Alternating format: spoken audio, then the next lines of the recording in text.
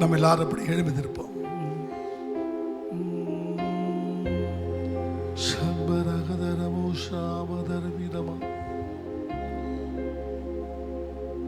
நம்ம எல்லாரும் அப்படி எழுதி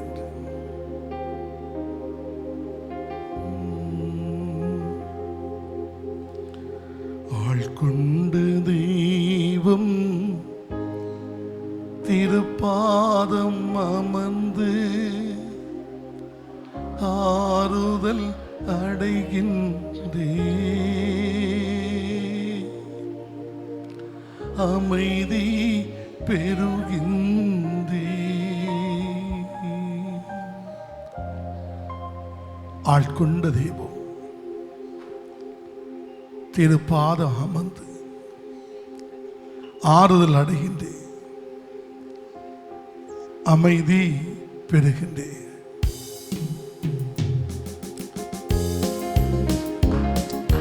எல்லாரும் சேர்ந்து ஆட்கொண்டு தெய்வம் திருப்பாதம் அமர்ந்து ஆறுதல் அடைகின்றே,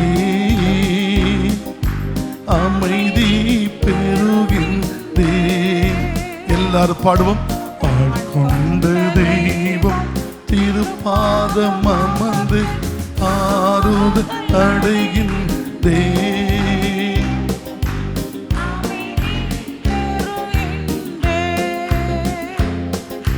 புயல் வீசும் கடலில் தடுமாறும் படகை தாங்கிடும் நங்கூரமே, புயல் வீசும் கடலில்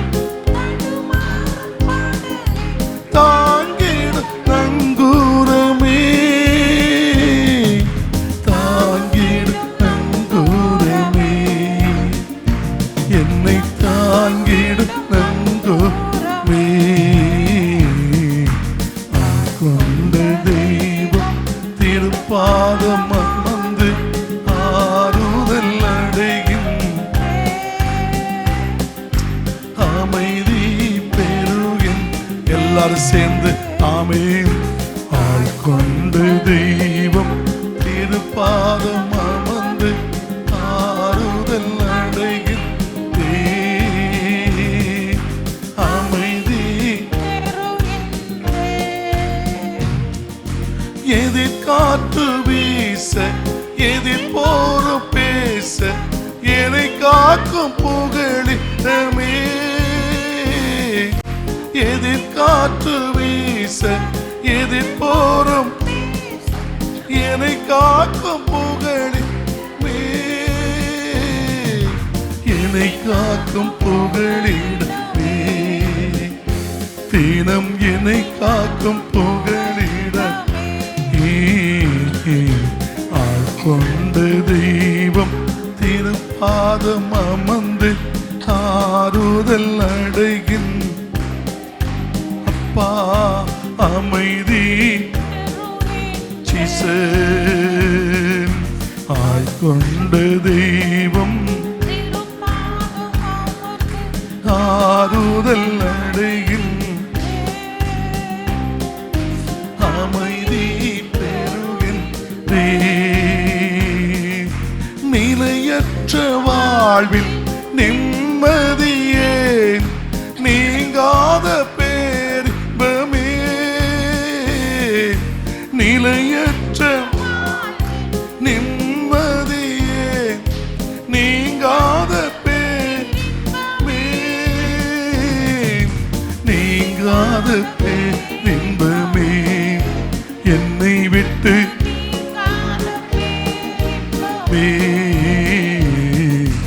ஆட்கொண்ட தெய்வம் திருப்பாதம் அமர்ந்து ஆறுதல் அடைகின்றே,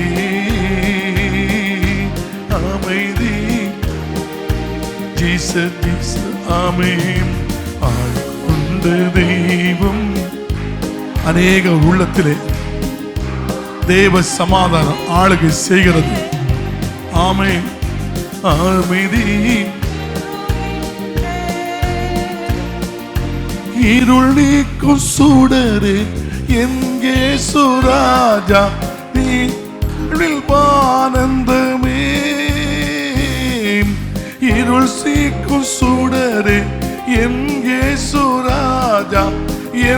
வாழ்வில் ஆனந்தமே, என் வாழ்வில் ஆனந்தமே, என்றும் என் வாழ்வில். எல்லாரும் சேர்ந்து பாடுமா? ஆமென். ஆழ்கொண்டு கர்த்தர் அநேகர் உள்ளத்துல ஆற்றுகிற நேரம், அமைதி தருகிற ஒரு நேரம். ஆமென். அமைதி பெருகின்றே, ஆழ்கொண்ட தெய்வம் திருப்பாதம் அமர்ந்து ஆறுதல் அடைகின்றே, அமைதி. காயங்கள் ஆற்றி கண்ணீரை துடைக்கும் நல்ல சமாரியனே, காயங்கள் கண்ணீரை நல்ல சமாரியனே, நல்ல சமாரியனே, எங்கள் நல்ல சமாரி ஆழ்கொண்டதே ஆறுதல் அடைகின்றே, அமைதி. எல்லாரும் சேர்ந்து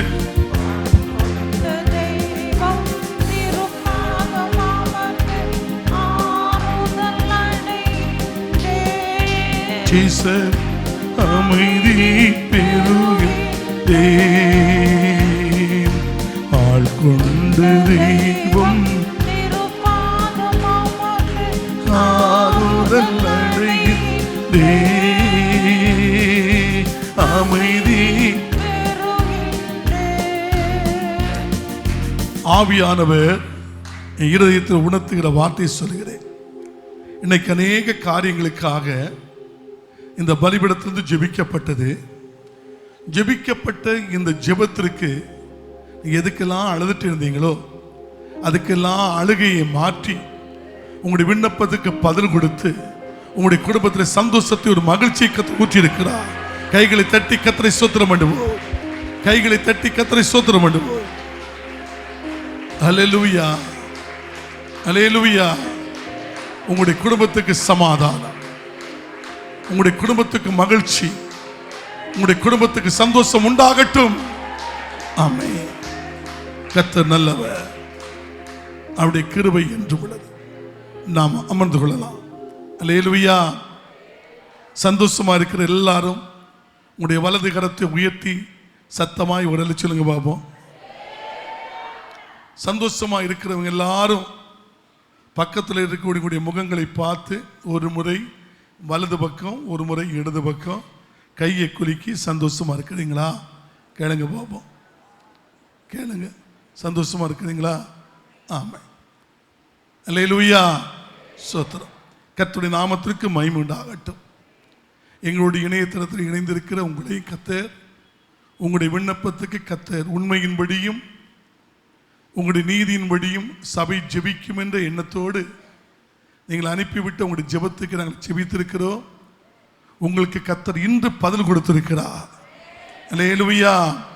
கர்த்தர் பதில் கொடுத்திருக்கிறார். உங்களுடைய குடும்பத்திலே நல்ல காரியத்தை எதிர்பாருங்கள். நீங்கள் சாட்சியாக சபையிலே நில்லுங்கள். கர்த்தர் உங்களை ஆசீர்வதித்து கர்த்தர் உயர்த்துவார். அல்லேலூயா. நான் கடந்த வாரத்திலே நான் உங்களோடு ஒரு செய்தி கொடுத்தேன், வெள்ளிக்கிழமை அன்று. யாருக்காவது ஞாபகம் இருக்கிறதா சொல்லுங்க. ஞாபகம் இருக்கக்கூடியவங்க உங்களுடைய வலது கரத்தை உயர்த்தி, பாஸ்டர் எனக்கு ஞாபகம் இருக்கிறது, அதை நான் உங்களுக்கு சொல்லட்டுமான்னு சொல்லி நீங்கள் உங்களுடைய வலது கரத்தை உயர்த்தி நீங்கள் சொன்னால் உங்களுக்கு தேவையான ஒரு ஏதாவது சின்ன ஒரு பரிசை பாஸ்டர் ஒருவேளை கூட்ட முடிவுக்குள்ளாலேயே கொடுத்தாலும் கொடுத்துருவேன், அல்லது அடுத்த வாரத்தில் ஞாயிற்றுக்கிழமையாவது உங்களுக்கு நான் கொடுத்துருவேன்.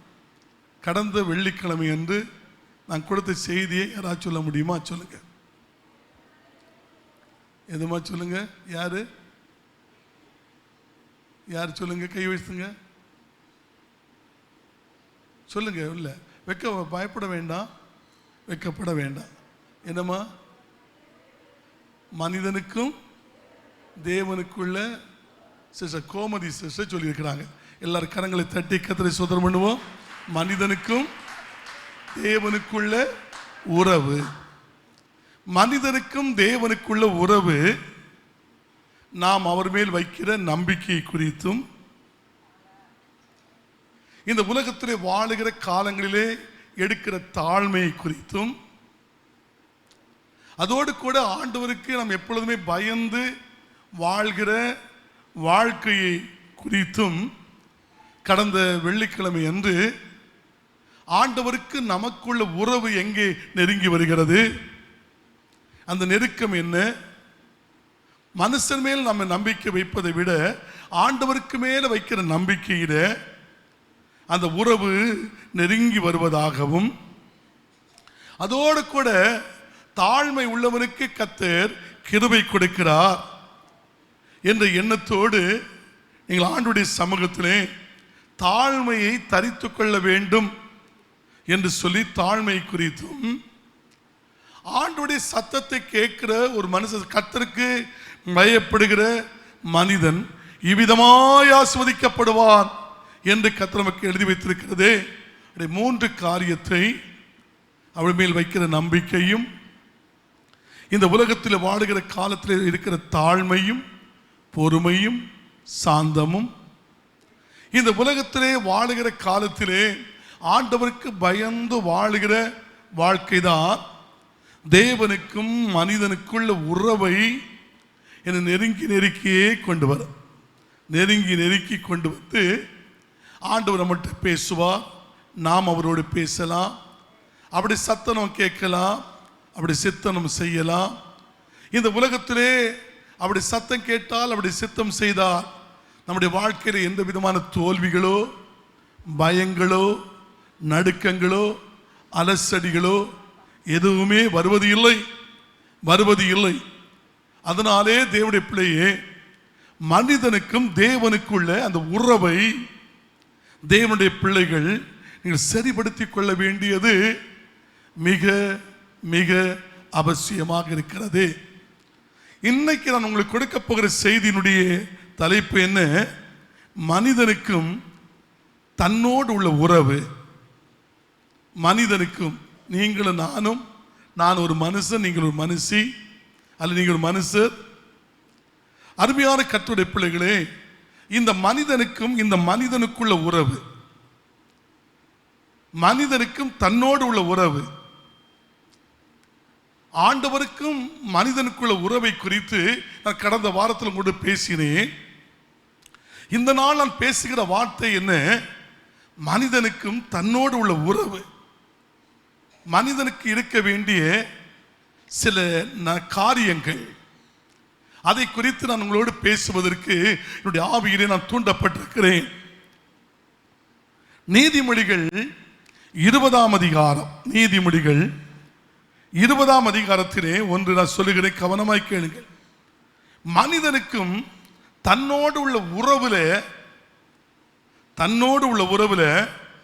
அது ஒன்று நல்ல பண்பை காட்டுகிறது, நல்ல ஒரு குணத்தை காட்டுகிறது, நல்ல ஒரு பண்பு, நல்ல ஒரு குணத்தை காட்டுகிறது. மனிதனுக்கும் தன்னோடு உள்ள உறவு அதனுடைய ஞானத்தை, நல்ல ஒரு ஞானத்தை, ஞானமாய் வாழுகிற வாழ்க்கையை காட்டுகிறது. மனிதனுக்கும் தன்னோடு உள்ள உறவு பேச்சில், நம்முடைய பேச்சில் இருக்கிறது, பேச்சில் இருக்குது. மனிதனுக்கும் தன்னோடு உள்ள உறவுல ஒரு கட்டுப்பாடு இருக்கிறது, கட்டுப்பாடு இருக்கிறது. அடுத்து கருணை. அருமையான தேவனுடைய பிள்ளைகளே, அதோடு கூட ஆண்டவர் பிள்ளைகள், இந்த நாட்களில் மனிதனுக்கும் தன்னோடு உள்ள உறவுல நீங்க செய்ய வேண்டிய நல்ல காரியங்கள் என்ன? நல்ல ஒரு பண்பை இந்த உலகமும் எதிர்பார்க்கிறது, கர்த்தரும் எதிர்பார்க்கிறார். நல்ல ஒரு பண்பு. நீதிமொழிகள் 20ஆம் அதிகாரம் அதில் 11ஆம் வசனத்தை நீங்கள் படித்து பார்த்தால் என்ன சொல்கிறது? நீதிமொழிகள் 20:11. பிள்ளையானாலும் அவருடைய செய்கைகள் சுத்தமோ செம்மையோ என்பது அது நடக்கையினால் விளங்கும். நடக்கையினால் நீ கர்த்தருடைய பிள்ளையா, நீ உலகத்துக்குரியவனா? பிள்ளையானாலும் அதன் செய்கைகள் சுத்தமோ செம்மையோ? செய்கைகள் சுத்தம் இருக்குதா? செம்மை இருக்கிறதா? தேவனுடைய பிள்ளைகளை வேதம் சொல்கிறது என்பது உங்களுடைய நடக்கையினால் அதை அறிய முடிகிறதா? அறிய முடிகிறது. அது அருமையான சொல்லுகிறது. செய்கைகள் சுத்தமோ செம்மையோ என்பது, சுத்தமோ செம்மையோ என்பது அவனுடைய நடையின் காரியங்களிலே அறிய முடிகிறது என்று சொல்லி இங்கே என்ன செய்ய நீதிமொழிகள் ஒரு ஞானத்தை பெற்று சாலமோன் ராஜா உலகத்துக்கு ஒரு அறிவுரையை ஆவியானவர் மூலமாய் கொடுக்கிறதை பார்க்க முடிகிறது. அன்பான பிள்ளை, நீ கர்த்தருடைய பிள்ளையானால், நீ தேவனுடைய பிள்ளையானால், அவருடைய குணங்கள், அவருடைய செய்கைகள், அவருடைய சுத்தங்கள், அவருடைய செம்மை எல்லாம் உன்னுடைய வாழ்க்கையிலே வர வேண்டும், இருக்க வேண்டும் என்று கர்த்தர் விரும்புகிறார். அது மாத்திரமல்ல, நீ உலகத்திலே இருக்கிற காலத்திலே அன்பானவனே, வேதம் சொல்கிறது உன் செய்கைகள் எல்லாம் சுத்தமாக இருக்கிறதா, செம்மையாக இருக்கிறதா? உன் நடக்கைகள் எல்லாம் எப்படி இருக்கிறது? நாம் நடக்கிற நடைகள் எல்லாம் அவரால் உறுதிப்படும். நாம் நடக்கிற நடைகள் எல்லாம் அவர் எண்ணுகிறார் என்று சொல்லி நம்முடைய பாவத்தின் மேல் அல்லவோ அவர் கவனம் செலுத்துகிறார் என்று வேதம் நமக்கு சொல்கிறது. அதனாலே நீ கர்த்தருடைய பிள்ளை என்று சொன்னால் வேதம் சொல்கிறது செய்கைகள் சுத்தமோ? செய்கைகள் சுத்தமோ அது செம்மையோ என்பது ஒரு நடக்கையிலே தெரிந்து விடுகிறது. அருமையான கர்த்தருடைய பிள்ளைகளே, அதுதான் அந்த சுத்தமோ செம்மையோ என்று சொன்னால் அதனுடைய அர்த்தம் என்ன? நல்ல பண்புகளை காட்டுகிறது, நல்ல குணத்தை காட்டுகிறது. ஒரு மனுஷனை, ஒரு மனுஷியை இவன் கர்த்தருடைய பிள்ளை என்று அறிவதற்கு அதை என்ன காட்டுகிறது சொன்னால் நல்ல பண்புகள், சுத்தமான பண்புகள், செம்மையான பண்புகள். அது என்னன்னா நம்முடைய நடையிலே ஒருடைய வாழ்க்கை தெரியும். நான் நேற்று செய்தி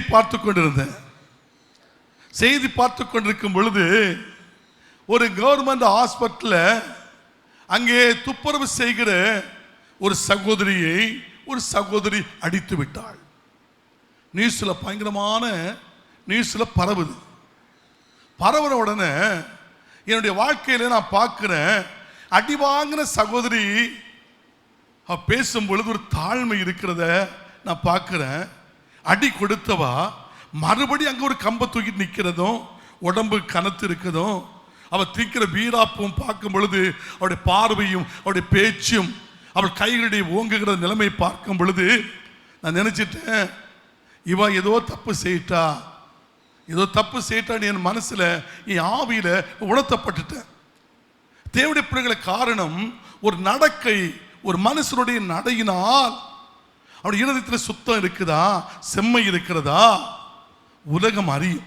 உலகம் சொல்லுவாங்க, டேய் இந்த பையனை போல பாருங்க, இந்த பொண்ணை போல பாருங்க, எவ்வளவு தாழ்மையா இருக்கிறா, எவ்வளவு பொறுமையா இருக்கிறா என்று சொல்லி அந்த பண்புகளிலையும் அந்த சுத்தத்திலையும் அந்த இருதயத்தை அறிய முடிகிறது. கைகளை உயர்த்தி வர சொல்லுங்க அல்லேலூயா.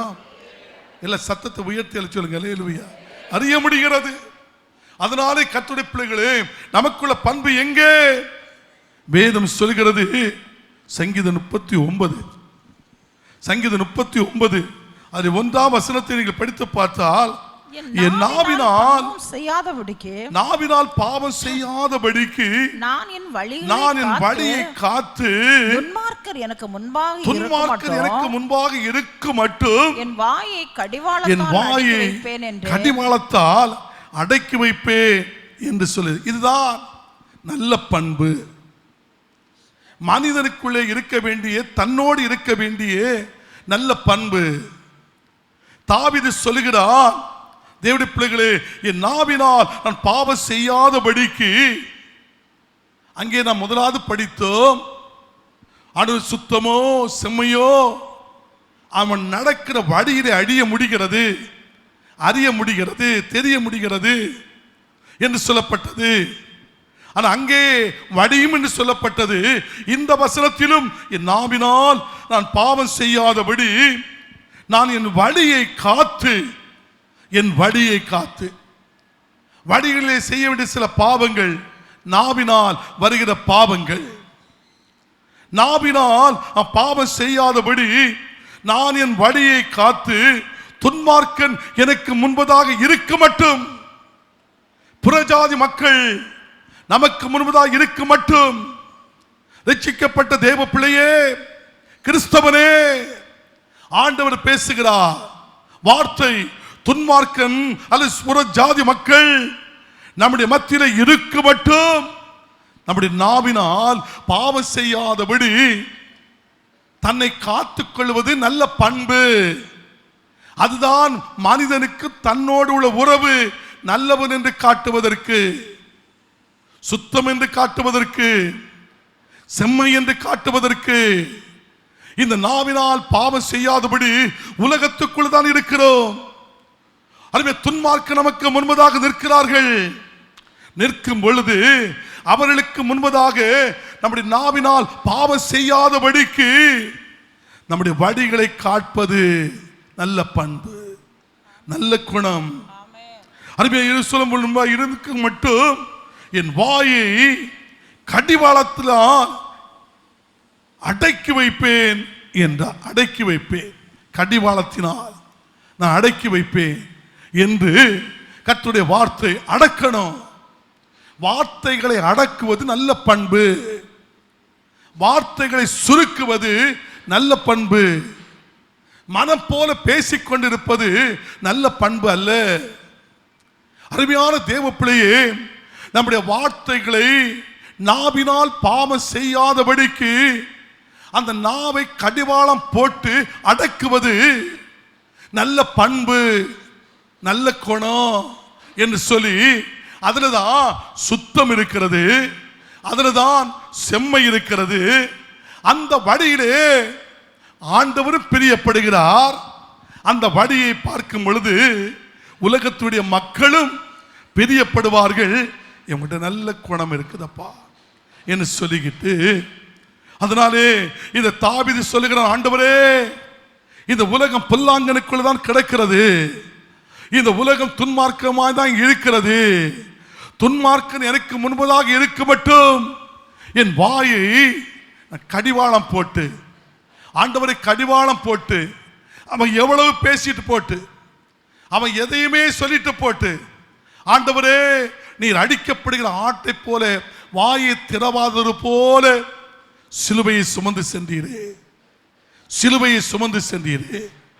அதனாலே இந்த உலகத்திலே துன்மார்க்கன் எனக்கு முன்பதாக இருந்தாலும் கர்த்தருடைய பரிசுத்த நாமத்திற்கு மகிமை உண்டாகட்டும். ஆண்டவரே, என் நாவை நான் கடிவாளத்தினால் அடக்கி வைப்பேன். அடக்கி வைத்தார். அதுதான் மனிதனுக்கும் தன்னோடு உள்ள உறவுக்கும் நல்ல பண்புக்கும் அது அடையாளமாக இருக்கிறது, அடையாளமாக இருக்கிறது. அன்பான கர்த்தருடைய பிள்ளைகளே, ஆண்டவர் உன்னிடத்திலே என்னிடத்திலே எதை, உன் பணத்தை இல்லை, உன் சொத்தை இல்லை, வேற எதுவுமே எதிர்பார்க்கல. உன்கிட்ட எதிர்பார்க்கிற காரியம் என்ன? நல்ல பண்பை. நல்ல பண்பை கர்த்தர் என்ன செய்கிறார்? அவர் எதிர்பார்க்கிறார். கைகளை உயர்த்தி ஒரு சொல்லுங்க, அல்லேலூயா. சத்தத்தை உயர்த்தி சொல்லுங்க, அல்லேலூயா. நடக்கை. அதன் ஆண்டவராய் இயேசு கிறிஸ்து பேசுகிறார். மத்தேயு 7 அதிகாரம் அதிலே 17ஆம் வசனத்தை நீங்கள் படித்து பார்த்தால் மத்தேயு 7:17 படித்து பார்க்கும் பொழுது என்ன சொல்கிறது? அப்படியே ஒரு நிமிஷம். மத்தேயு 7 அதிலே 17ஆம் வசனம் சொல்கிறது, அப்படியே நல்ல மரம் எல்லாம் பாருங்க, அப்படியே நல்ல மரம் எல்லாம் நல்ல கனிகளை கொடுக்கும், கெட்ட மரமோ கெட்ட கனிகளை கொடுக்கும். என்ன மரம் கொடுக்கும்? நல்ல மரம் எல்லாம் நல்ல கனிகளை கொடுக்கும். அருமையான, அப்படியே நல்ல மரம் எல்லாம் நல்ல கனிகளை கொடுக்கும், கெட்ட மரமோ கெட்ட கனிகளை கொடுக்கும். அன்பானவர்களே, நான் உங்களுக்கு சுத்தம் இல்லாவிட்டால், செம்மை இல்லாவிட்டால் அது நல்ல மரம் அல்ல. சுத்தம் இருக்கும் பொழுது, செம்மை இருக்கும் பொழுது அது நல்ல மரம். வாயை கடிவாளத்தால் அடக்குவது நல்ல மரம். துன்மார்க்க நமக்கு முன்பதாக இருக்கு மட்டும் அளவு கடந்த வார்த்தை பேசாதபடிக்கு நாவை அடக்குவது நல்ல மரம். அப்படியே நல்ல மரம் எல்லாம் நல்ல கனிகளை கொடுக்கும், கெட்ட மரம் சொல்லுங்க, சத்தமா சொல்லுங்க, சத்தமா ஒரு அல்ல சொல்லுங்க பாப்போம். அல்லேலூயா. கெட்ட மரம் கெட்ட கனிகளை தான் கொடுக்கும். அதனால இப்போ கொஞ்சம் ஒரு நிமிடம், ஒரே ஒரு ஒரு ஒரு நிமிஷம் நீங்க உங்க நெஞ்சில கையை வச்சுக்கிட்டு, நான் நல்ல மரமா கெட்ட மரமா? உங்க மனசாட்சி இப்ப சொல்ல போகுது. நான் நல்ல மரமா கெட்ட மரமா? நான் நல்ல கனி கொடுக்கிறேனா அல்ல கெட்ட கனி கொடுக்கிறேனா? பாருங்க, ஒரு நிமிஷம். சிலவங்க கையை நெஞ்சில வைக்கவே இல்லை. ஏன்னா உன் இருதயமே உன்னை குற்றவாளியா தீக்குது. உங்க இருதயம் என்ன செய்யுது? நான் வச்சாலும் நான் தவறு செய்தேன்னு எனக்கு சொல்லதான் செய்யும், வைக்காம இருந்தாலும் தவறு செய்தேன்னு தான் சொல்லும். அதனால ஒரு நிமிஷம் வேண்டாம், ஒரு 15 செகண்ட், ஒரு நிமிஷத்துக்கு 1/4 நிமிஷம் தான் உன் இருதயத்தில் கை வச்சு, ஆண்டவர் நான் நல்ல மரமா நான் கெட்ட மரமா? ஒரு ஆள் எழும்பி சொல்லுங்களாம் பாப்போம். நான் நெஞ்சில கை வச்சு நான் சொன்னேன், அதனை ஆண்டவர் எனக்கு உணர்த்தினாரு. நான் நல்ல மரம்னு உணர்த்தினா நல்ல மரம்னு சொல்லுங்க, கெட்ட மரம்னு சொன்னா கெட்ட மரம்னு சொல்லுங்க. ஆனால் உள்ளதை உள்ளதென்றும் இல்லாதது இல்லாதென்றும் சொல்லும் பொழுது பரலோகம் பார்த்து உன் இருதயத்தை பரிசுத்தப்படுத்தும். நீ உண்மையை ஒத்துக்கொண்டுட்டேன்னா இன்னைக்கு உன் இருதயத்தில் வாசம் பண்ண விரும்புவார். நீ இந்த கெட்ட மரமா இருந்தாலும் அதை மாற்றி போட்டு நல்ல மரமாய் கர்த்தர் மாற்றுவா. அல்லேலூயா. மாற்று வர மாட்ட மாட்டாரா? அவர் பாவிகளை ரட்சிக்க தானே உலகத்துக்கு வந்தாரு. அவர் பரிசுத்தவான்காக வந்தாரா? இல்லையே. பாவிகளை ரட்சிக்க கிறிஸ்து இயேசு உலகத்திற்கு வந்தார். கைகளை உயர்த்தி எல்லாரும் சொல்லுங்க அல்லேலூயா. சிலவங்க கை உயரவே மாட்டாங்க, அல்லேலூயா. சிலவங்க சத்தமும் உயர மாட்டாங்க, அல்லேலூயா. சந்தோஷமா இருக்கு எல்லாரும் சொல்லுங்க அல்லேலூயா. கொஞ்சம் மகிழ்ச்சியா இருக்கிறவங்க சத்தத்தை உயர்த்தி ஒரு சொல்லுங்க அல்லேலூயா. கொஞ்சம் சோர்ந்து இருக்கிறவங்க இன்னொரு அல்லே சொல்லுங்க பாப்போம். சரி, இங்க கவனமா கேட்கிறீங்க. கர்த்தர் உங்களை ஆசீர்வதிப்பார். கர்த்தருக்கு ஸ்தோத்திரம். இங்கே வேதம் சொல்லுகிறது, அருமையானவர்களே, கர்த்தருடைய நாமத்தினாலே நல்ல மரம் கெட்ட கனிகளை கொடுக்க மாட்டார். நான் நேற்று முந்தின நாள் ஒரு வீட்டுக்கு நான் போனேன். நான் வீட்டுக்கு போன உடனே சொன்னாங்க, பாஸ்டர் இப்போதான் இந்த மாவு பூத்து காய் காய்ச்சிருக்கு பாஸ்டர் என்ன சொல்லிக்கிட்டு சொன்னாங்க. அந்த வீட்டில் நான் ஜெபம் பண்ணிக்கிட்டு வெளியே வந்தேன். அந்த மாவு ஒன்று பழுத்தது போல ஒரு காட்சி தெரியுது, பழுத்தது போல இருக்குது. நான் நேராக கையை வச்சேன்னா விழுந்துச்சு. இந்த சைடு அது பழுத்தது போல ஒரு பாவலாவை காணிச்சிச்சு. அந்த சைடு மொத்தம் அழுவி போய் கிடக்குது. எல்லாம் மாங்காவை பார்க்கிறேன், அந்த சொறி பிடிச்சி இருக்கும் பார்த்தீங்களா, அது போல இருக்குது. நான் சொன்னேன், இதுக்கு ஒன்று கொஞ்சம் மருந்து அடிக்கணும், அல்லது ஜெப எண்ணெயை கொஞ்சம் என்ன செய்து ஜெபிச்சு மூட்டில் என்ன செய்யணும், விடணும். சிலருடைய மரம் நல்ல மரம் தான், கனிகளை கொடுக்குது. அங்க கனிகளை பார்க்க போடிய சமயத்தில் அது பழுத்தது போல இருக்குது. லேசா தான் கையை வச்சேன், அப்படியே வாடி, அது வாடி பழுத்து போய் நிற்க போல இருக்குது. பாதி அழுவிப்பி அவள்கிட்ட கையம்மா இது என்னம்மா இப்படி இருக்குன்னு சொல்லிட்டு கொடுத்த உடனே அவளுக்கு கையில் வாங்கிறதுக்கு மனசு இல்லை. ஏன்னா நல்ல சைடை நான் பிடிச்சி வச்சிருக்கேன், அழுகின சைடை வாங்கிறதுக்கு மனசு இல்லை. அது அப்படியே அதை போட்டோம். தேவனுடைய பிள்ளை இன்னைக்கு கனி இல்லை, கனி கொடுத்தது போல இருக்குது. அது ஆண்டோட பிள்ளைகளே, அது அப்படிப்பட்ட நிலைமையில சில கனிகள் வந்து சொறி பிடிச்சது போல இருக்குது. சில தென்னையை பார்த்தா சொறி பிடிச்சது போல இருக்குது, சில மாவை பார்த்தா சொறி பிடிச்சது போல இருக்குது, சில மரங்களை பார்த்தா சொறி பிடிச்சது போல இருக்குது. வேளாண்மையில போய் மருந்து வாங்கி வைக்கிறாங்க, ஆனா முடியல. அதனால தேவனுடைய பிள்ளைகளே, இயற்கைகள் மாற்றம் இருக்கிறது. ஏன்னா சொன்ன கனிகளை பக்குவப்படுத்துவது வேதம் சொல்கிறது. அந்த சூரியனுடைய வெளிச்சத்தினால் அந்த கனியினுடைய சுவையை கொடுப்பதாக உபாகமத்திலே சொல்லுது. ஒவ்வொரு மரமும் அந்த சூரியனுடைய வெளிச்சம் படும் பொழுது கசப்பா, சுவையா, அதிக சுவையா, எல்லாம் அந்த சூரியனுடைய வெளிச்சம் பட்ட உடனே அந்தந்த கனிக்கு சுவை கொடுப்பதாக வேதம் சொல்லுகிறது. அந்த வசனத்தை கர்த்தருக்கு சித்தமானால் ஞாயிற்றுக்கிழமை மறந்து எனக்கு எங்கே எடுத்துட்டு எழுதி வச்சு ஞாபகம் வரல, மறந்து போச்சு. ஞாயிற்றுக்கிழமை உங்களுக்கு சொல்கிறேன், சூரியனுடைய பக்குவத்தினால் அவருடைய சுவை கொடுப்பதாக வேதம் தெளிவாக சொல்கிறது. சூரியன், அப்போ அந்த சூரியனுடைய வெளிச்சம் இந்த மரத்துக்கு தேவை. இந்த மரங்களுக்கெல்லாம் இந்த சூரியனுடைய வெளிச்சம் தேவை. அந்த சூரியனுடைய வெளிச்சத்தை சந்திரன் எடுக்கிறது. சந்திரன் எடுத்து இரவிலே வெளிச்சத்தை கொடுக்கிறது. அதுபோல சூரியன் யார்? இயேசு. சந்திரன் யார்? நீங்களும் நானும். அந்த சூரியனுடைய வெளிச்சத்தை நான் வாங்கி சந்திரனாகிய நீங்களும் நானும் இரவிலே வெளிச்சத்தை கொடுத்து, சமாதானத்தின் வெளிச்சத்தை கொடுத்து அருமையான கர்த்தருடைய பிள்ளைகளை வாழ்வதற்கு இது நல்ல மரமா கெட்ட மரமா? அப்படியே நல்ல மரம் நல்ல கனிகளை கொடுக்கும், கெட்ட மரம் கெட்ட கனிகளை கொடுக்கும். அருமையான தேவனுடைய பிள்ளைகளே, நீ பிள்ளையானால் சுத்தமோ செம்மையோ அவன் தன் வழியிலே தெரிந்து விடுகிறது. அதனால தேவனுடைய பிள்ளைகளே, நான் பாவம் செய்யாதபடி என் நாவை துன்மார்க்கனுக்கு முன்பதாக நான் கடிவாளத்தினால் அடக்கி வைக்கிறேன். இதுதான் மனிதனுக்கும் தன்னோடு உள்ள உறவு. இந்த மனிதனுக்கு தன்னோடு உள்ள உறவிலே நாவை அடக்குவது.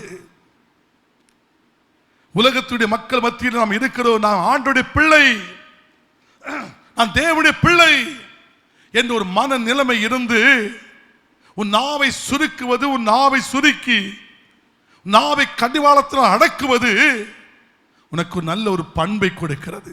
உன் இருதயத்தை சுத்தப்படுத்துகிறது. செம்மையானவன் என்று உன்னை காட்டுகிறது. செம்மையானுடைய வம்சம் ஆசீர்வதிக்கப்படும் என்று சொல்லி சங்கீதம் 112 சொல்லப்பட்டிருக்கிறது. செம்மையானுடைய வம்சம் ஆசீர்வதிக்கப்படும், ஆஸ்தியும் ஐஸ்வர்யம் அவனுடைய வீட்டில் இருக்கும் என்று சொல்லப்பட்டிருக்கிறது. அன்பான கர்த்தருடைய ஜனமே, அதனாலே நாம் செய்ய வேண்டிய காரியம் என்ன? நல்ல மரம். எரேமியா 11ஆம் அதிகாரம் 19ஆம் வசனத்தை படித்து பார்க்கும் பொழுது, எரேமியா 11ஆம் அதிகாரம் 19ஆம் வசனம் என்ன சொல்கிறது? எரேமியா 11 நீங்கள் 19 படித்து பார்க்கும் பொழுது, அன்பான கர்த்தருடைய பிள்ளைகளே, மரத்தை அதன் கனிகளோடு கூட, மரத்தை அதனுடைய கனிகளோடு கூட அழித்து போடுவோம் என்று அவன் ஜீவனுள்ளோருடைய தேசத்தில் இராமலோ. Praise the Lord. அது அருமையான ஒரு மேன்மையான ஒரு வார்த்தை. கைகளை உயர்த்தி ஒரு சத்தத்தை உயர்த்தி ஒரு சொல்லுங்க அல்லேலூயா. சத்தமா சொல்லுங்க அல்லேலூயா. இன்னொரு சொல்லுங்க அல்லேலூயா. அந்த 11ஆம் அதிகாரத்திலே அந்த 19ஆம் வசனம் சொல்கிறது, மரத்தை அது கனிகளோடு கூட அழித்து போடுவோம் என்றும் அவன் ஜீவனோருடைய தேசத்தில் விராமலும் அவன் பேர் இனி நினையாமலும் போவதாக அவனை சங்கரிப்போம் என்றும் எனக்கு விரோதமாய் ஆலோசனை பண்ணினார்கள் என்பதை அறியாதிருந்தும் நான் அப்படி கொண்டு போகப்படுகிறதற்கு சாதுவான ஆட்டுக்குட்டியை போல் இருந்தேன். ஆட்டுக்குட்டியை போல் இருந்தேன். அருமையான கர்த்தருடைய பிள்ளைகளே, நம்முடைய ஜீவியத்தில் ஒன்று நினைத்துக் கொள்ளுங்கள். ஆட்டுக்குட்டியை போல் இருந்தேன்னு சொல்லப்பட்டது. ஒரு வசனத்தை கூட படிக்கலாம். மத்தேயு 12:33 படித்து பார்க்கும் பொழுது 12:33 படித்து பார்க்கும் பொழுது என்ன சொல்லுகிறது தெரியுமா? 11:30 நல்ல மரமெல்லாம் அது நல்ல நதியின் கனியும் நல்லதென்று சொல்லுங்கள். மரம் கெட்டதானால் அது கனி கெட்டது என்று சொல்லுங்கள். மரமானது அதன் கனியினால் அறியப்படும். ஒரு சொல்லுங்கள் அல்லேலூயா. மரம் நல்லதுதான். அன்பான தேவனுடைய பிள்ளைகளே, அதன் கனியும் நல்லதென்று சொல்லுங்கள். மரம் கெட்டதென்றால் அது கனியும் கெட்டதென்று சொல்லுங்கள். மரமானது அது கனியினால் அறியப்படும். எல்லாரும் கைகளை உயர்த்தி ஒரு சொல்லுங்க அல்லேலூயா. சத்தத்தை உயர்த்தி சொல்லுங்க அல்லேலூயா. சத்தத்தை உயர்த்தி சொல்லுங்க அல்லேலூயா. இதான் மனிதனுக்கும் தன்னோடு உள்ள உறவு. கைகளை உயர்த்தி சொல்லுங்க அல்லேலூயா. சத்தத்தை உயர்த்தி சொல்லுங்க அல்லேலூயா. அது நல்ல பண்பு இருக்கிறதா? பக்கத்தில் இருக்கக்கூடிய முகங்களை பார்த்து உங்கள்கிட்ட எப்படி நல்ல பண்பு இருக்குதா கேளுங்க. கேளுங்க.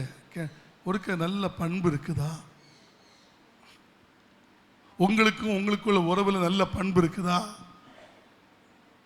என்ன பார்த்து நீங்க கேட்காதீங்க. என்ன பார்த்து நான் இறங்கி வந்ததுக்கு பிறகு நீங்க எங்கிட்ட கேளுங்க. பாஸ்டர், நீங்க செய்தி கொடுத்தீங்களே, உங்களுக்கும் உங்களுக்குள்ள உறவுல நல்ல பண்பு இருக்குதா? நீங்க என்கிட்ட இறங்கி வந்து கேளுங்க. இப்போ பக்கத்தில் இருக்கக்கூடிய இருக்கா கூட கேட்டுருங்க பார்ப்போம். உங்கள்கிட்ட பண்பு எப்படி இருக்குது? நல்ல பண்பு இருக்குதா? அல்லேலூயா. நல்ல பண்பு தேவனுடைய பிள்ளைகளே, நல்ல அந்த நம்ம தெரியும். நல்ல குணம் நல்ல யாருக்கு இருக்குன்னு நல்லா தெரியும். அப்படி தானே? தெரியுமா தெரியாதா? தெரியும். கைகளை உயர்த்தி சொல்லுவா அல்லேலூயா. சத்தத்தை உயர்த்தி சொல்லுவா அல்லேலூயா. நேற்று ஒரு ஆள் சொல்லிச்சு, பாஸ்டர் என் மனைவிட்ட கொஞ்சம் சொல்லிட்டு போங்க பாஸ்டர், கொஞ்சம் வாயை குறைக்க சொல்லிட்டு போங்க பாஸ்டர் ஏன்னு சொன்னான்.